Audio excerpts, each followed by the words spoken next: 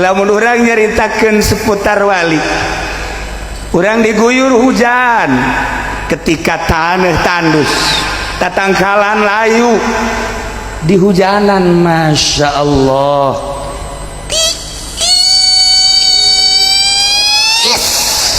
iya karim ngeunah kajahuan ngeunaheunana menjet ke bos 100 kamari keneh geus beak daharna tiis di mana bae, masya Allah. Dek zikir tadi sarapan heula, padahal mah teu kudu ditita jam 3 geus sarapan ti heula, masya Allah mantep jasa. Nah ya kan tiis neuleuwih tiis deui ketika aya siraman rohani. Wa allaw istaqamu ala tariqati la asqainahum ma'an ghadaqa. Aya hujan cai, aya hujan ma'arif wal asrar,